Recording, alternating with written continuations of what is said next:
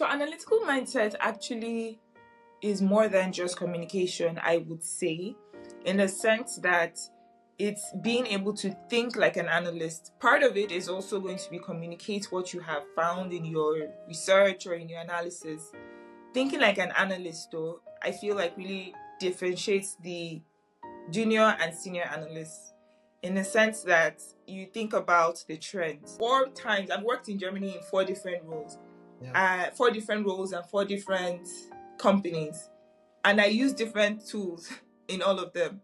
Yeah. First with SAP, we use their own specific in-house tool. In Zalando, we use something else. I mean, we ended up using BigQuery, but for visualization, we had a different software. In Wayfair, we had something completely different as well. Now I'm working in, we did a little bit of Tableau too in Wayfair. Welcome once again to my YouTube channel or my podcast, wherever you're listening this from. I have a very amazing friend with me, actually. She's someone I look up to. She's not going to believe this, but anyways, she's an amazing person. She's a data analyst and she's a manager at Delivery Hero. Delivery Hero is one of the biggest employers of tech in Berlin, I believe, right? Yeah. Yes, it is. Let me allow you introduce yourself, Simi. Let us know you. Who are you? So you basically done like half of the introduction. My name is Simi. I am a data analytics manager at Delivery Hero, and you already did that part. I'm working as a data analyst now for about 9 years. Started in my home country, Nigeria, but then I grew more when I came to Germany, and I have a couple of other things that I try to work on. Not just my 9 to 5. I call it my 5 to 9. So after work after work. Yeah. Okay, good. Thanks for the intro. I actually didn't know this, but I went to check your LinkedIn, and I'm really just. I went to check your LinkedIn, and I saw that you actually have a bachelor's in computer science. Yes. You, So I studied. yeah. Yes, I studied computer science in my bachelor's in Nigeria before I moved to Germany. I see. When people have like a bachelor's in computer science, they tend to be like software engineers. Yes. But then you became a data analyst. Why? Why did you pivot? It seems like to me like you pivoted. Not necessarily. So data analytics is definitely square in computer science. Yeah. And when I studied computer science, then I was more of a front end engineer. Let's put it that way. So I worked in Nigeria, a couple of companies, just front end stuff. I didn't enjoy the structure. It felt like I also did a little bit of graphics then when I was in Nigeria. So it felt like people just didn't know what they wanted. There wasn't a lot of structure. It didn't really excite me. The work, when you have to work with clients, if I had to just build projects on my own, then what I was doing then was a little bit a mix. I would say it's a mix of front end and product design, because then we would do wireframes, come up with the user flow, user journey, build front end mechanisms, login pages, and then just hand it over to the backend guys, and then they would maybe connect it to certain databases. But I didn't really enjoy the structure. People didn't really know what they wanted. It was just all over the place, and I was working with like Nigerian startups. So I decided to. So I ended up getting another job, which was more analytical, and I was like, oh, this is not so bad. But then I didn't really use like analytics for work until maybe later, when I was in my last job in Nigeria before moving to Germany. That's when I was like, okay. So, We were a couple of analysts in the group then, because I had like the computer science background. It definitely made me stand out because I could ask better questions. And then when I did my analytics masters here in Berlin, then I could marry a lot of mathematics and computer science, analytics from computer science together. interesting. So when you started working as data analyst, was it like a deliberate switch or it was just like coincidence? It wasn't a deliberate switch, most definitely. So I got an opportunity to do this graduate internship program at ExxonMobil. And I don't believe, except I'm wrong, I don't believe you choose where you're going to work in the beginning, right? So it's like a graduate internship program. So you probably would be either posted to a department that needs help, and then you can do like a rotation model, or you will be posted to a department that is closest to what you do. So, for example, if you studied finance or if you studied law, chances are you would either be in HR or legal or the finance department. But it doesn't mean they can post you anywhere. So it was more of a graduate program, right? Like a graduate internship program at ExxonMobil. And then I was working as a procurement analyst, and it wasn't like deliberate. It was more of, let me try something else. So I was going to ask, let's talk about your 5 to 9, what you do after work. And I think that I've heard you say this a lot of times about Adunni. You've talked a lot about Adunni, and I think I'm very proud of what you do. So let's talk about it. How did it start, and what do you do exactly? What is it about? Adunni is a community, I would say. We're building it in a way that enables female African data enthusiasts have like a safe space, opportunity to gain experience, opportunity to get support, to get mentorship. And that's the main goal around Adunni Data. So it's basically a full name, Adunni Data. Adunni itself is a Yoruba word. It stands for we're good to have. And that kind of ties into the story of why Adunni. Working in this field for a number of years now, it's very difficult to find people that look like me at the tables of decision, because analytics is more than just, building a model and shipping it, or building a dashboard and presenting it. You ask a lot of questions. You support the business to also ask the right questions. You give them numbers. And if you know anything about analytics, you can report numbers in a way that, depending on the data set, you can always report it as you will. Let me put it that way. So it's possible for you to see one data set and make it the most positive thing ever. The same data set, you can try to draw like very, very cautionary tales from the same data set. What that means is when we enter spaces, for example, I work in an e-commerce, quick commerce company, so sales, retail.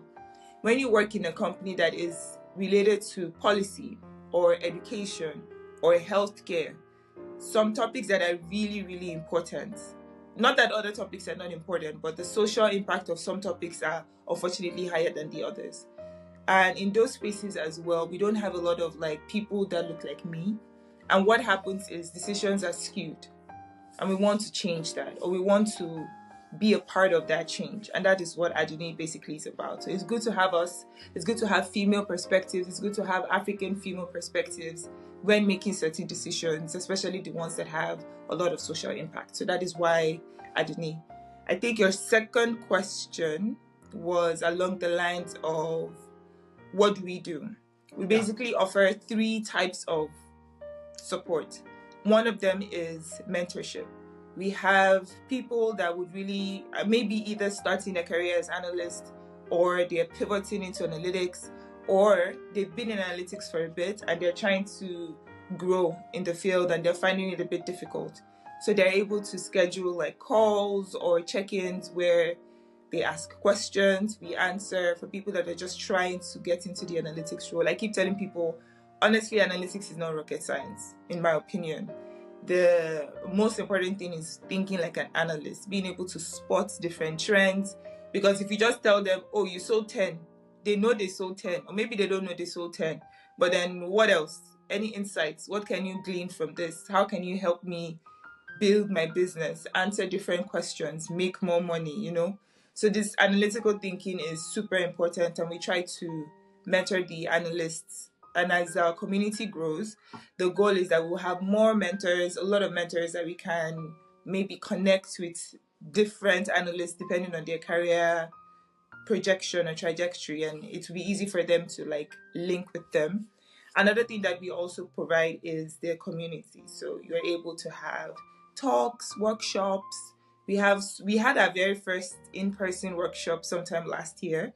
So we had a case study and people came in with their computers and just give them like a real life example. The difference between Adunni workshops and other workshops is we try to simulate it like you're in a company. The kind of questions, not the questions you would receive in a case study from a hiring manager, for example. So regular meetups, not as regular as we would like it. One of the things we're doing right now is we started this 100 days challenge, which again is supposed to help community. It stopped for a bit, but we're picking it up in March again.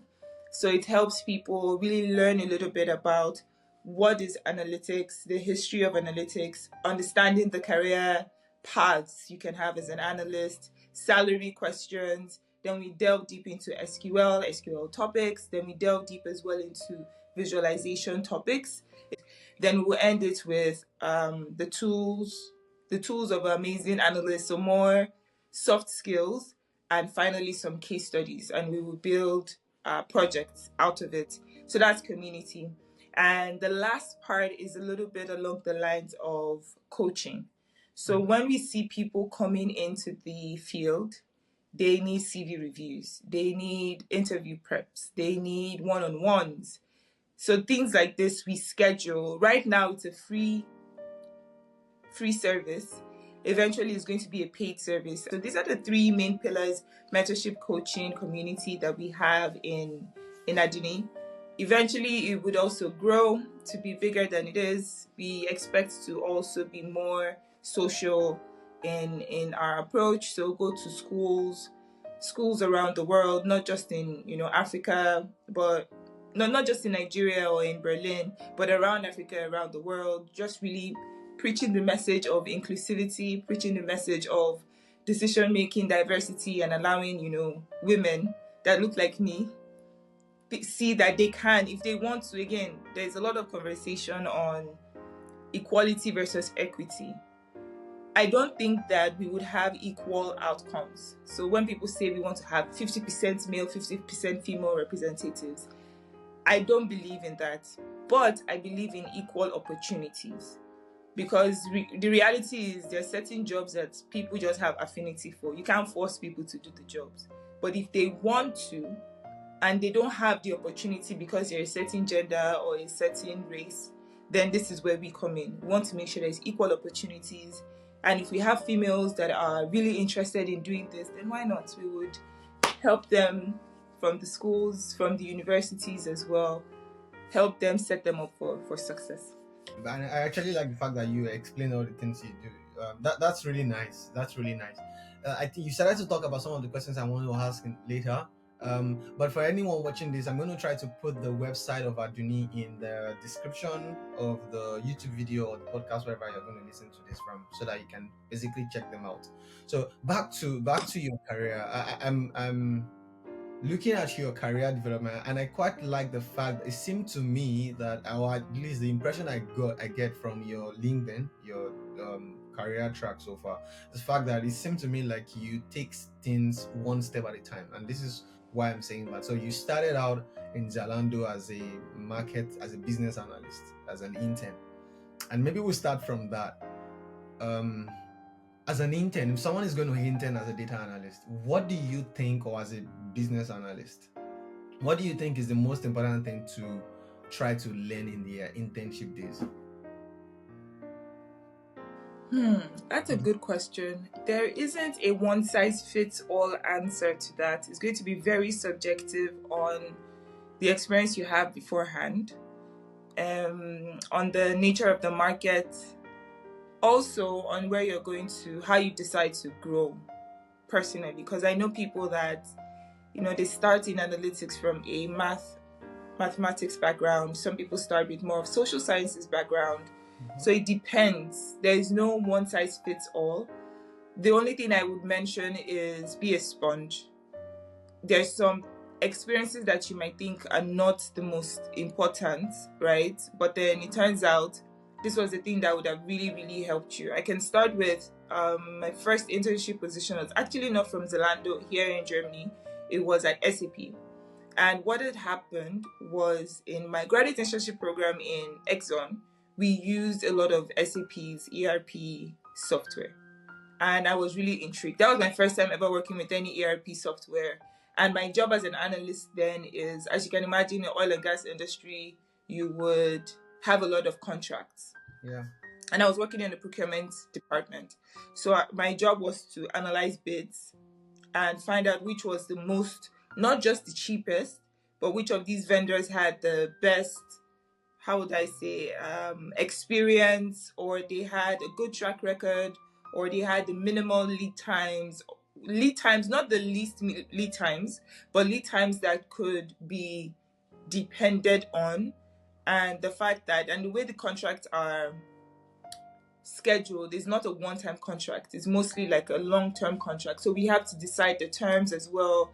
Would this contract also be viable for longer term, short term? There's a lot of parameters. It was interesting because we're working with these ERP softwares, and there was this bid period. It was very flexible. You could edit it to what you needed in that particular case. And when I moved to Germany, it turns out that my school also had really good connections with SAP, which is a German company, right? And that's how I got my first internship. I was able to leverage. By the way, I worked with your software before, and then there was I don't know what I say. There was an open opportunity, in summary, that I could also leverage, and that kind of started it for me. Understanding how we used the software helped me land my first internship role, not necessarily my analytical skills. So you never know, and I use it as an example that you should just be a sponge, learn as much as you can, because your first internship position. Another thing is my 4 times I've worked in Germany in 4 different roles, Yeah. 4 different roles and 4 different companies, and I use different tools in all of them. Yeah. First with SAP, we use your own specific in-house tool. In Zalando, we use something else. I mean, we ended up using BigQuery, but for visualization, we had a different software. In Wayfair, we had something completely different as well. Now I'm working we did a little bit of Tableau too in Wayfair, but not as much as the other ones. We built a lot of things from scratch. And then now in Delivery Hero, I'm using different tools as well. I'm managing teams to use those tools. So you can even imagine that what is the transferability of these skills is not necessarily being the best at using a tool, is being the best at answering questions, being the best at being flexible. And that should be a good trait to have in your first internship or second internship or third internship role before you get a full-time role. Wow. 2 things that you said, I actually like. The fact that I learned from what you said is the fact that you have to learn how to sell yourself.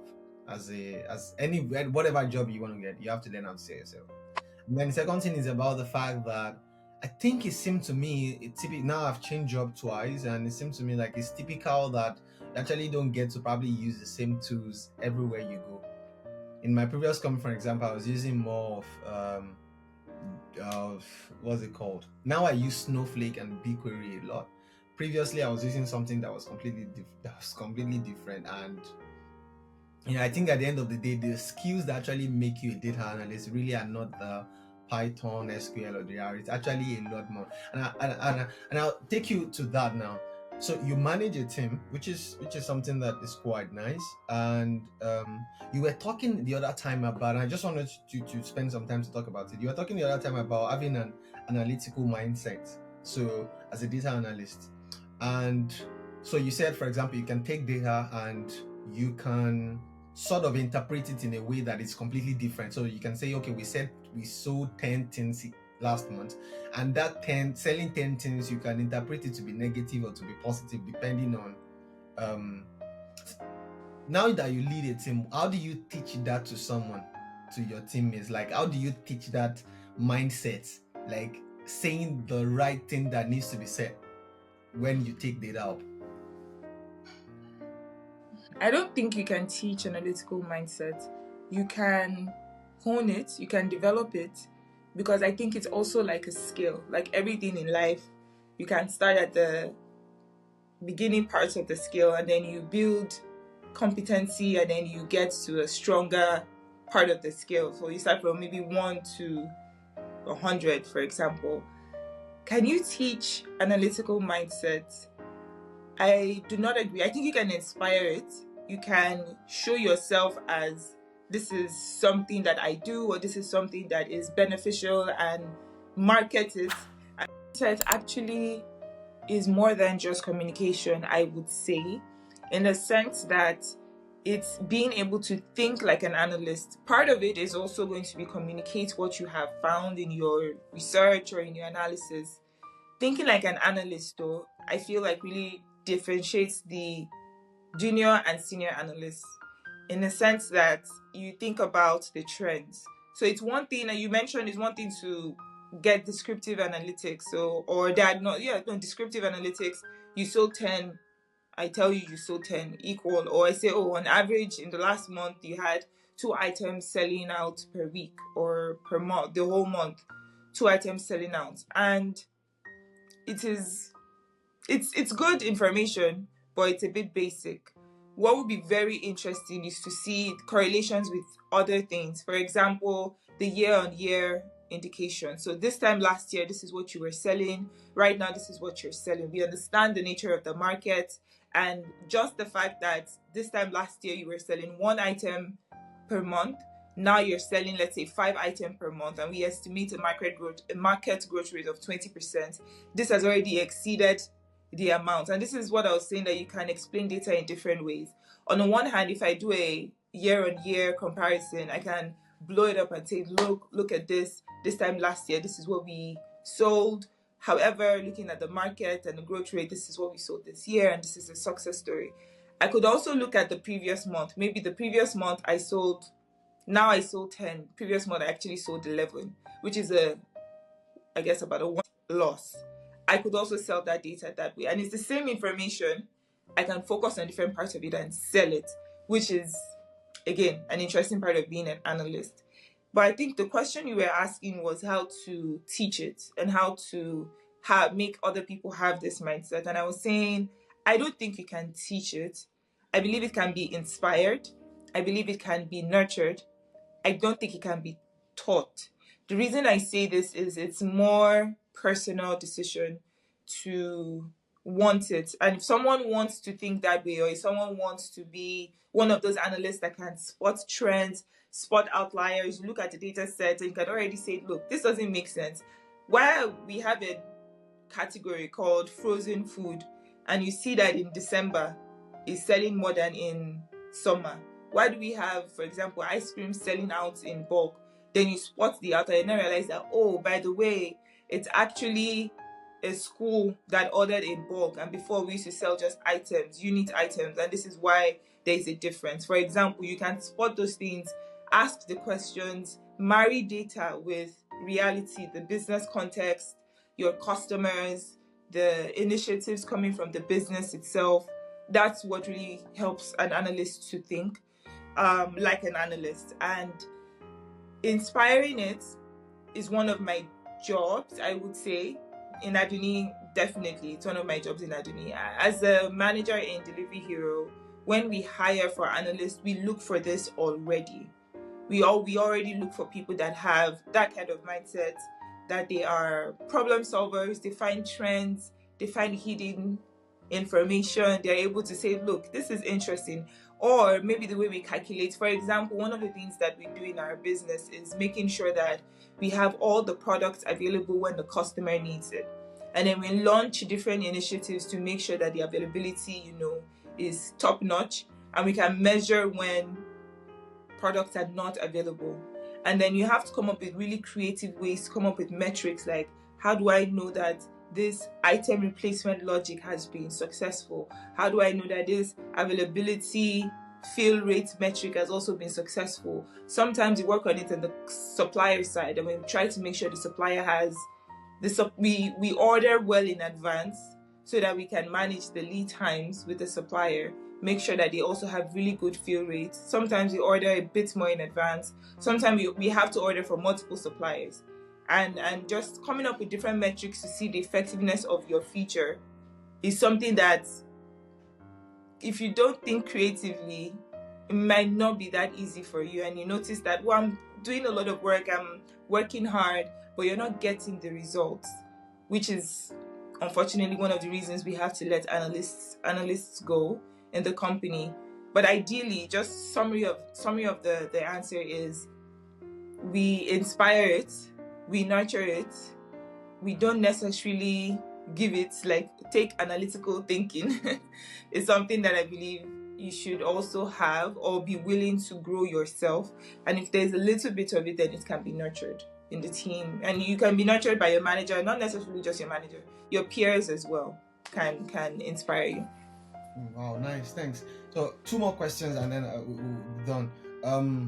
One, you manage now. What is the one thing? Maybe we just make this very short. What is the one thing that people do that you or data analysts do that makes you go like, no, don't do that? Like one mistake that you see people do a lot, and then you're like, this makes you angry, or that you just feel like this is not acceptable. That's quite interesting.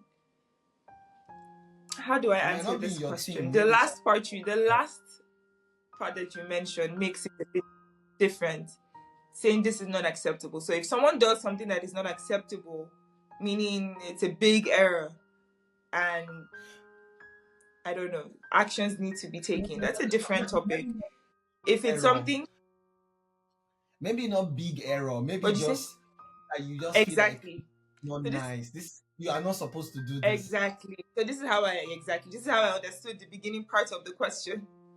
Okay, perfect. So that would be when we have more mid-level ICs that have a bit of seniority and they are conversing. Now they have opportunities not just to talk with their peers and talk with their manager that would give them tasks. They now have the opportunity to talk to senior management and maybe senior managers, directors, different, roles that are a lot senior in the organization. And they don't change the level of detail in their conversation. That really is like, oh my God, no, this is not right. For example, you are working on a project. These senior people don't really care about which pipeline was used. They don't really care about the amount of lines of code that you wrote. They don't care about the feasibility tests or EDAs that you did before. What they care about is this going to work or not? Do you have any blockers or is everything going smoothly? When can we expect the final result or first draft from you? And you start with the end in the beginning. So you let them know, for example, overall we're working on 5 projects. 3 of them are on track. 2 of them are off track. 1 of them is a big problem, and I would also like to discuss that with you. So you start with the overall, this is what we're talking about. And you say, I would also start talking on the ones that are off track and not the ones that are on track, because that would be more, you give different explanations of why you would want to do that. But what you find with some mid-level analysts is they're like, so my first project is, and they want to talk about their success stories first, and they spend all the meeting talking about the first 3. We don't understand what's going on in a big picture. We don't understand. So like the level of detailed conversation it irks me when some analysts are presenting to these senior people. And I'm like, okay, I know that you're proud of your work. I know that you've put a lot of effort in building what you've built. I know that you've put a lot of time and ingenuity and creativity and innovation. However, you have shown yourself to these people that you're all over the place. And maybe naturally you're not. So this is one of the things that I actively coach my team in doing, and making sure that when they're communicating with these people, and there are times where you need to be that detailed, right? There's some stakeholders that you need to be as detailed as possible. There's some stakeholders that don't really understand the technical terms, and the more you say them, or abbreviations, and the more you say them, the more you lose them. But you need to make sure that depending on who your audience is, you can tailor. And this is not necessarily just an analytical skill set that needs to be built, right? Regardless of your career, you need to be able to do this. So it's very interesting when it happens. It's always like, and the problem is during those calls, if I'm there, it's also bad form to interrupt them. So I just have to allow them to talk.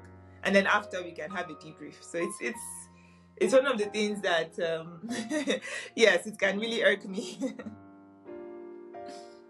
I can imagine as a data scientist, my thought is also people tend to fancy their code a lot. So people tend to like want to, but then really I try to tell my team like nobody cares about your code. Really, no. Just does it work? Does it give us like does it help the company? I think that the earlier you know that the better it is. Yeah, one last Yes, question. yes. So you help people get started in data analytics. If someone wants to get started in data analytics today, what would be your advice to them? Don't depend on AI. Don't depend on AI. I know that there is a lot of buzz with AI can help you do this. AI is a good assistant, but it's not good to be dependent on. That's first, because today is such a buzzword. AI this, AI this. I can do this with AI. Don't depend on AI. Because the big Achilles heel of AI is understanding the business context. It's possible that eventually, in a couple of years, we would have specific ChatGPT versions that are, I don't know, specific to the company or industry, etc. But for today, don't depend on AI. Second thing I would say is invest in, you mentioned in the beginning that having a computer science degree, you would have imagined that I would go to more of an engineering background. Sometimes that's also a fallacy. And another fallacy is in analytics, you need to have one strong technical background. I also don't agree. I think that with studying analytics, what's most important is the drive and being able to pivot, learn, be a sponge, ask questions. So even though that's important, I would say still invest a little bit in technical skills. So if you're going to do data science, invest some money and invest some time into that and resources. Analytics, invest time and resources in that as well. That would be the second thing. The third thing would be find practical experiences. It's very, you do these courses, they give you projects. I can bet you that most of those courses out there, the projects that they give, they're not one-to-one with the business realities. Sometimes in the business, what you're doing, it might not be as cookie cutter and perfect as some of these case studies that they give you. Sometimes, let me not scare you, but sometimes it might not be exactly the same. So try to find practical experiences.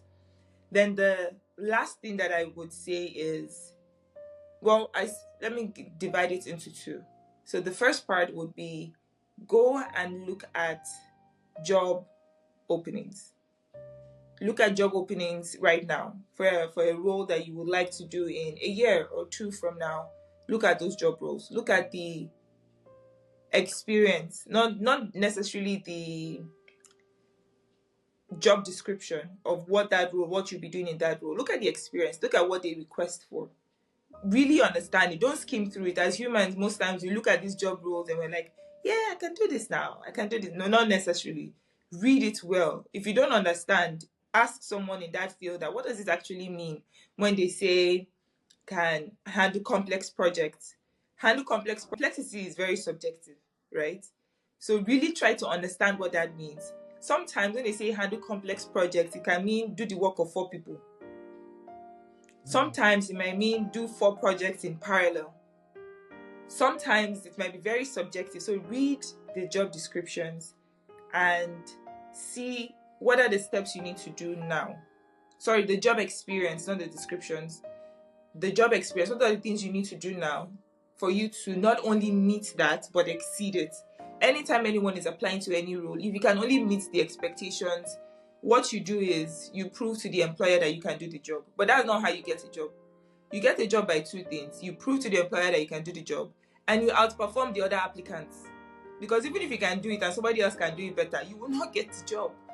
If I'm hiring for my company, it's my responsibility to find the best person that can do the job, not anybody that can do the job. So look at the job requirements. How do you meet it? How do you exceed it? That's the first part of it. The second part of that, I think it's going to be the third or fourth point, would be give yourself time. Sometimes people are like, in the next 6 months, I want to start. I want to Man, yes, I agree. Analytics is not rocket science. It doesn't have the highest barrier of entry, but still give yourself time. Give yourself time. You can tell yourself in the next, if you want to go for an internship position, then perhaps 6 months is okay. If you want to go for a full-time position, if you look at the market right now, there are not a lot of entry-level analyst roles. Most of them are mid-level to senior level. So you need to give yourself time to build the competencies before you can get, those roles. So I would say those 4 things. Don't depend on AI. Try to do some projects. No, project is the third one. I think second one was invest in bootcamp courses. Just try to get that technical skill in there. It might not be what would differentiate you from the other people, but you need like a core foundation. Third one is practical projects.